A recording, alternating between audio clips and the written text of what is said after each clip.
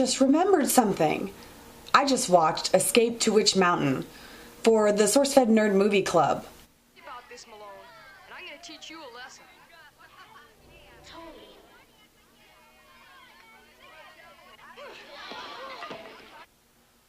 It's rated G and came out in 1975. This movie was made by the Walt Disney Company and was directed by John Huff. Basically, it's the story of two kids who have no memory of where they came from. They go from being orphans in an orphanage where they are picked on to escaping from a millionaire who wants to use them for their psychic abilities. 'Cause that makes sense. Kim Richards and Ike Eisenman play Tia and Tony Malone. They are two kids who have amazing abilities. The film starts out with Tony Malone showing off a little bit of his abilities at the orphanage by defending himself from a bully by picking up objects to defend himself instead of raising his fists, which I guess is noble, but also reveals your abilities, which is super stupid. Around the same time, Tia gets a vision of the future, and she sees that a man who's about to get into a car, if he does so, will be in grave danger, and so they stop him, thus revealing their abilities to the man who will eventually try and hunt them down. Spoilers ahead, they're aliens. The kids don't even know it. They have these psychic and telekinetic abilities that come into play as they are being chased by this millionaire man who wants to obtain them, I guess, and use them somehow. And I don't really remember if they exactly explain how he's going to use them. But in any case, they cross paths with Jason O'Day, who is played by Eddie Albert. He is a curmudgeoned old man who at first wants nothing to do with them, but then somehow changes his tune and creates a liking within himself to these children and wants to help them escape, and literally goes from wanting nothing to do with them to literally being the reason that they make it to their destination. That's a thing. I would describe this film as two kids who go from knowing nothing about their past to very conveniently remembering things that help them escape along the way, including finding out within themselves that they are aliens. Yeah.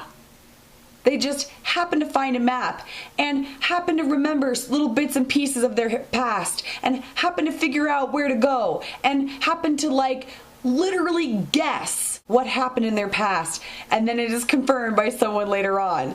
It's very predictable. It's kind of fun. It's very much in the Disney fashion from that era. The best parts of the film are when Tia Malone just suddenly blanks out.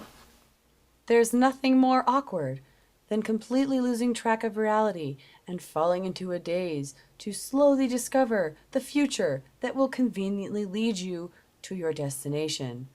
Tia really never figured out how to not look like a freaking moron while having these visions.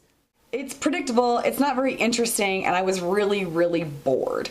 I forced myself to kind of rewatch it because getting through it the first time was so hard that I got really distracted and missed some of what was happening. There are multiple versions of this film. This being the original, I don't see how remaking this would make it better in any way. Of course, maybe, if instead of returning to their home planet, they found Professor X and joined the X-Men, that would be interesting. Or, since they're aliens, maybe if they found Superman and teamed up with him, that'd be interesting. But no, this is a boring old Disney film, and I feel a little bit stupider having watched it. All I remember right now is that I feel like, once again, I'm bored to tears with the film that was picked. I am fully aware that any kind of CG is not a thing back then, and special effects were very basic. But when I can see the strings that are being pulled to move things through the air, it definitely takes me out of the story. I understand that they did the best that they could do at the time, and the Disney magic is not exactly what it is now. But in any case, really kind of wrecked it for me. Also, why was there a bear in a cage right next to the sheriff's station? This makes no sense. Most of this movie makes no sense. I missed the last few weeks because life has been hectic once again, but at least here I am participating. Thank you for watching. I hope you're having an excellent day, and I will see you later. You just watched Stephanie talk. Don't forget to tell her what you thought. Share and like, maybe subscribe. Stephanie will see you all next time.